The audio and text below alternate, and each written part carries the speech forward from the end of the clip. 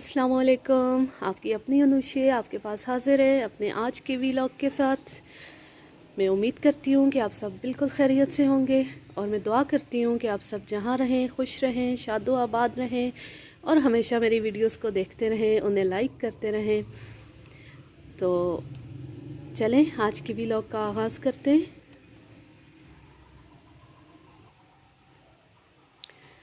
मैंने एक सिलसिला शुरू किया है रिटायर्ड डीएसपी मलिक सफ़दर हयात की यादाश्तों पर मुश्तमिल कुछ केसेस की रुदात का। तो अगर अच्छा रिस्पांस मिला तो मैं इसे जारी रखूँगी, वरना फिर ख़त्म कर देंगे। अभी पहला केस हमने स्टार्ट किया है और कुछ हिस्सा उसका मैंने कल आपको पढ़ के सुनाया था, कुछ आज सुनाती हूँ। ये एक केस तो ख़त्म करते हैं, उसके बाद देखते हैं कि इस सिलसिले को जारी रखना है या नहीं।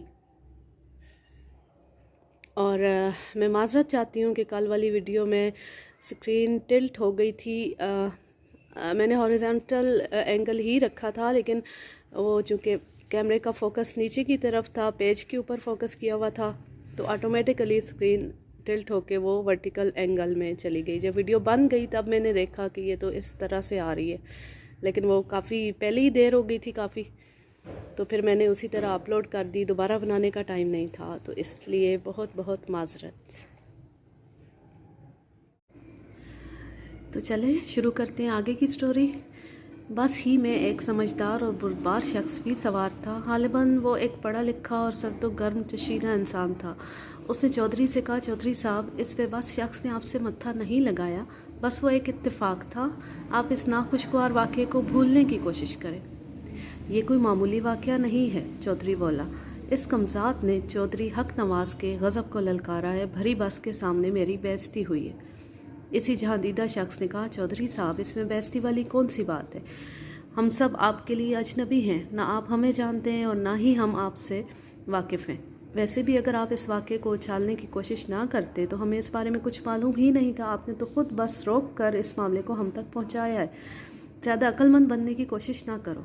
चौधरी ने उस मर्द माकूल की तरफ देखते हुए धमकी आमेज़ लहजे में कहा, अभी एक आवाज़ दूंगा तो दर्जनों लोग इकट्ठे हो जाएंगे। दूर दूर तक मेरा दबदबा है। मैं जब तक इस शख्स को इसके किए की सज़ा नहीं दे लूँगा, उस वक्त तक मुझे चैन नहीं आएगा। फिर वह इस शख्स को धक्का देते हुए बोला, चल ओए आगे लग। अजीब बददिमाग और कमीना हसलत चौधरी था। इन दोनों की सीट बस के दरवाजे के करीबी थी। चौधरी ने इस शख्स को बजबर बस से नीचे उतार लिया और इसके साथ ही बहुत से मुसाफिर भी बस से बाहर निकल आए और चौधरी को अपनी तय समझाने की कोशिश करने लगे, मगर शायद चौधरी का बुरा वक्त आन पहुंचा था। उस पर किसी की नसीहत का असर नहीं हो रहा था। चौधरी ने बाकायदा उस शख्स को मारना शुरू कर दिया। लोग ज़ुबानी कलामी चौधरी को इस ज़्यादती से बाज रहने की तलकीन कर रहे थे, ताहम किसी ने उनके बीच में आने की कोशिश नहीं की। एक दो थप्पड़ खाने के बाद वो शख्स संभल गया। सेहतो ताकत में वो किसी भी तरह चौधरी से कम नहीं था। वो तो चौधरी का रोब दबदबा था जो अभी तक पिट रहा था, वरना जवाबन वो भी चौधरी का हशर नशर कर सकता था, और फिर उसने ऐसा ही किया।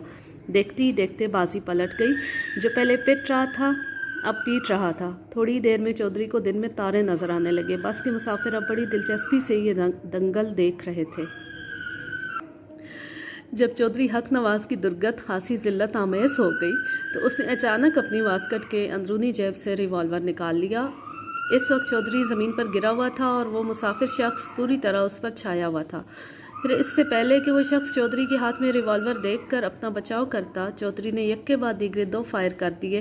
मुसाफिर का सीना खून उगलने लगा और वह दोनों हाथों से छाती थाम कर ज़मीं बोस हो गया। इस अचानक बदलती हुई सूरत हाल से वहाँ मौजूद हर शख्स गोया पत्थर का बन गया। मौके से फ़ायदा उठाते हुए चौधरी हक नवाज खरल अपने घोड़े की जानिब बढ़ा। वो घोड़े पर सवार हुआ और इससे पहले कि उसका घोड़ा हवा से बातें करने लगता, एक ताज्जुब आमेज़ वाक़या रूनमा हुआ। चौधरी अपने घोड़े समेत उलट कर ज़मीन पर आ गिरा था। इसी ज़मीन पर जहाँ एक दूसरा इंसान जानकनी के आलम में पड़ा तड़प रहा था। अगली लम्हे सबको होश आ गया और फिर फ़ौरन ही उनकी समझ में ये बात भी आ गई कि चौधरी और घोड़े को कौन सी अनदेखी कुव्वत ने खाक चाटने पर मजबूर कर दिया। सबकी नज़रें 50 साला निज़ामुद्दीन पर लगी हुई थी, जिसकी हिम्मत और हाजिर दिमागी ने वो करिश्मा दिखाया था। दरअसल जब चौधरी ने वहाँ से फ़रार होने की कोशिश की थी एन उसी वक्त बाबा निज़ामुद्दीन ने अपने हाथ में पकड़ी हुई लाठी घोड़े की टांगों में फंसा दी। इस लाठी और बाबा निज़ामुद्दीन में तवील रफ़ाकत थी। वो जब भी घर से बाहर निकलता वो लाठी एक रफ़ीके देरीना की तरह उसके हाथ में होती थी। वो किसी मजबूत लकड़ी की एक 5 फीट लंबी और 1.5 इंच मोटी लाठी थी। ऐसे क्या बटर बटर देख रहे हो तुम सब? बाबा निज़ामुद्दीन ने बारी बारी वहाँ मौजूद तमाम अफराद की तरफ देखते हुए कहा। फ़ौरन इस कातिल चौधरी को पकड़ लो। निज़ामुद्दीन की आवाज़ में जाने कैसा सहर था कि सब चौधरी पर टूट पड़े। निज़ामुद्दीन उनकी हौसला अफजाई कर रहा था। शाबाश, जाने ना पाए, इसे अच्छी तरह काबू कर लो और हाँ, कोई जाकर थाने में इतला कर दे। इस मौके पर अनारदाद खान भी वहाँ पहुँच चुका था। निज़ामुद्दीन की तरकीब पर वो फ़ौरन लपक कर हमें इतला देने थाने चला आया और अब हम यहाँ जाए वारदात पर मौजूद थे। अनारदाद खान ने मुझे मकतूल की किसी साथी औरत के बारे में कुछ नहीं बताया था। उसकी वजह शायद ये थी कि खान बहुत घबराया हुआ था और किसी तफसील में पड़े बगैर वो हमें फ़ौरन जाए वकूआ पर लाना चाहता था। मेरे इशारे पर एएसआई वहाँ पहुँचते ही कातिल चौधरी हक नवाज को हथकड़ी लगा चुका था। इसके बाद ही वो जाए वारदात का नक्शा बनाने में मसरूफ़ हुआ था। ताहम अब वो अपना काम ख़त्म कर चुका था। ये थे वो हालात जो जाए वकूआ पर पहुँचने के बाद मुझे मालूम हुए थे। इस लाश का मुआयना और इंतहाई हंगामी नोयत के ज़रूरी इक़दामात करने के बाद मैंने वहाँ मौजूद बस के ड्राइवर से पूछा, मकतूल की साथी औरत कहाँ है?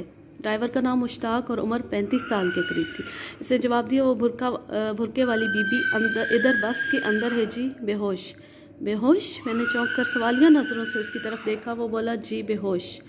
वो कैसे बेहोश हो गई? मैंने बस की जानिब देखते हुए कहा। ताहा साहब की चीखें ख़त्म ही नहीं हो रही और ये आपको बैकग्राउंड म्यूज़िक के तौर पे सुननी पड़ेंगी, क्योंकि बाहर जाके बैठूं तो बाहर से ट्रैफिक का शोर और कमरे में आऊं तो यहाँ ताहा साहब का म्यूज़िक। जैसे ही उसने अपने साथी को गोली खाकर गिरते देखा, वो गश खाकर गिर पड़ी और फ़ौरन बेहोश हो गई। ड्राइवर ने बताया, हमने बड़ी मुश्किल से उठाकर उसे बस के अंदर पहुंचाया था। वो बस की सबसे आखिरी सीट पर पड़ी है।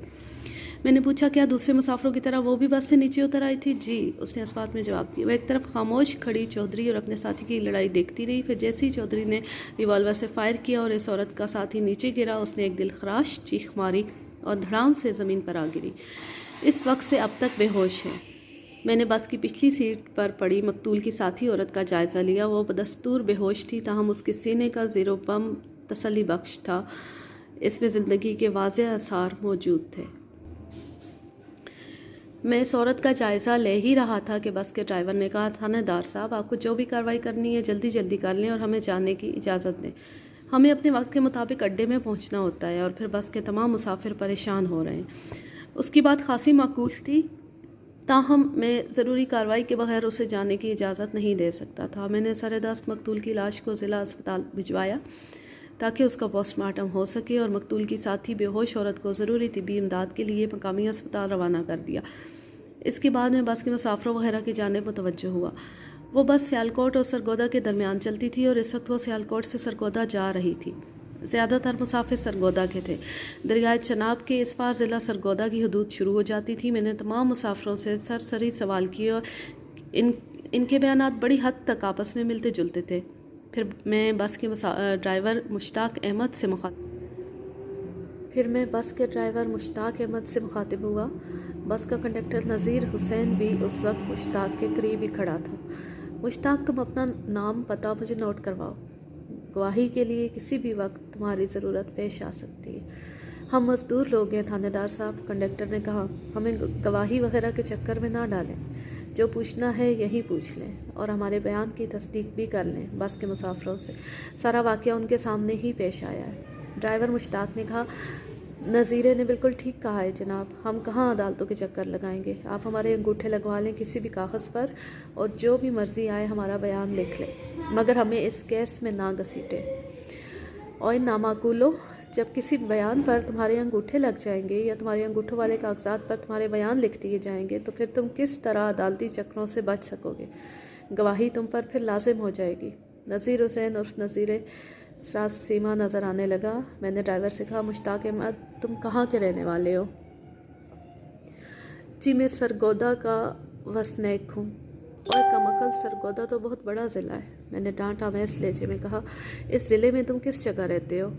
वो तामल करते हुए बोला, मौज़ा हलालपुर। जनाब। फिर खुद ही वजाहत कर दी कि ये गांव भाभरा में है। मैं भाभरा एक बार जा चुका था। भाभरा सरगोदा का सरहदी कस्बा है। इसके बाद ज़िला गुजरात शुरू हो जाता है।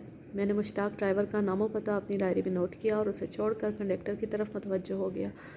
ख़ास तौर पर मुझे मकतूल के बारे में मालूमात दरकार थी, क्योंकि उसकी साथी औरत ताहाल बेहोश थी और मकतूल की जामा तलाशी से ऐसी कोई चीज़ बरामद नहीं हुई थी जिससे उनके बारे में जाना जा सकता। शायद मैं मकतूल की जामा तलाशी का जिक्र करना भी भूल गया हूँ। उसके लिबास की तलाशी से 500 रुपये और एक एड्रेस बरामद हुआ था। उस ज़माने में 500 रुपये बहुत बड़ी रकम होती थी। एड्रेस किसी इरशाद हुसैन नामी शख्स का था जो मौज़ा नूरपुर नून भलवाल ज़िला सरगोदा का रहने वाला था। कम अज़ कम एड्रेस वाले पर्चे से यही ज़ाहिर होता था। मकतूल ने शलवार कमीज़ पर गर्म ऊनी स्वेटर ज़ेब तन कर रखा था। मकतूल की बेहोश होने वाली साथी ने खासा कीमती जोड़ा पहन रखा था और तलाई ज़ेवरात से लदी फंदी थी। पहली नज़र और अंदाजे में वो मियाँ बीवी लगते थे, ऐसे मियाँ बीवी जिनकी नई नई शादी हुई हो। मैंने कंडक्टर नज़ीर हुसैन से पूछा, नज़ीर तुम कहाँ के रहने वाले हो? वो बोला, थानेदार जी में कोट अमीर शाह झंग का रहने वाला हूँ जनाब। अच्छा, तो तुम चन्यूटी हो? मैंने डायरी में उसका नाम पता नोट करते हुए कहा। कोट अमीर शाह चन्यूट में वाक़या था और चन्यूट ज़िला झंग का ही एक इलाका था। ये कहानी कुछ ज़्यादा ही तूल पकड़ती जा रही है।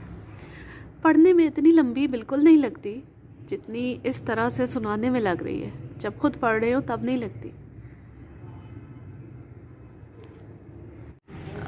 मेरा ख़्याल है कि अब आगे 1-2 दिन में कुछ और किसी चीज़ पे बनाऊं, थोड़ा सा वक्फा दे के फिर इसे कंटिन्यू कर देंगे, क्योंकि कुछ बोरियत सी फील हो रही है। कुछ मज़ीद नए लोग भी नहीं आ रहे, तो लग रहा है कि इस पे अच्छा रिस्पॉन्स नहीं है फ़िलहाल।